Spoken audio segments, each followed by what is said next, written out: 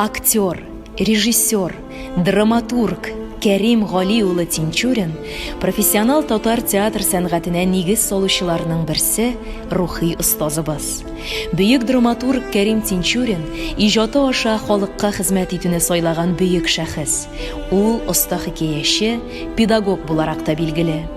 Тинчурин 12 комедия, 5 драма, 4 музыкаль драма, 1 трагедия һәм 4 әсәре башка авторлар белән берлектә языла. Кәрим Тинчурин үзен беренче чиратта комедия остасы итеп таныта. Аның зәңгәршәл мелодрамасын белмәгән татар тамашачысы юктыр.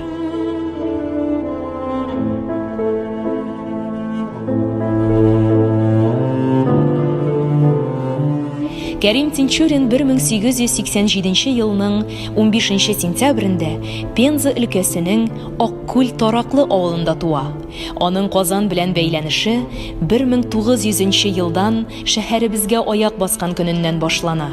Ул мөселман мәктәп мәдрәсәсе Мөхәммәдиядә укый.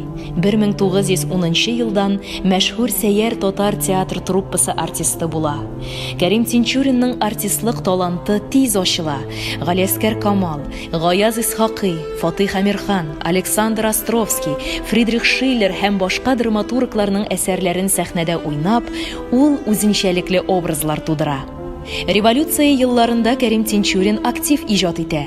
1918 елда Самарада беренче татар театры студиясе оештыра.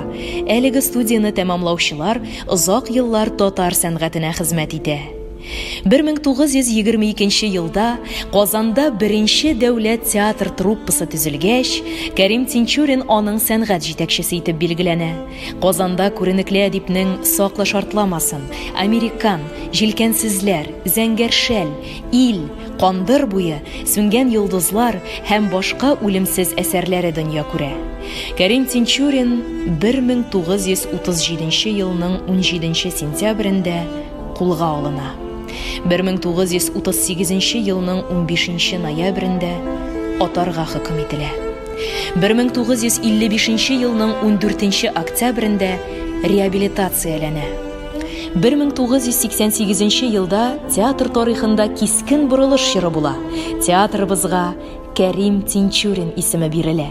Шул елдан алып театрыбыз әлеге исемне зур горурлык белән йөртә. Кәрим Тинчурин театры тырышлыгы белән Казанда Тинчурин паркы булдырылды. Паркта Тинчурин бюсты урнаштырылды.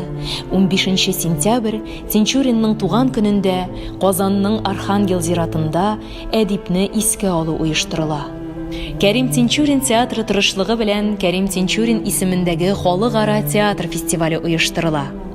Бүгенгесе көндә әдипнең әсәрләре Сүнгән йолдызлар, Назлы кияү, Хан кызы Турандык сәхнәдә гөрләп бара. Тинчурин театры үз тарихында Тинчуринның 10-га якын әсәрен сәхнәгә куя. Башкача була да алмый, чөнки 1933 елның 6 ноябрендә театрыбыз Кәрим ага Тинчурин тырышлыгы белән оештырыла.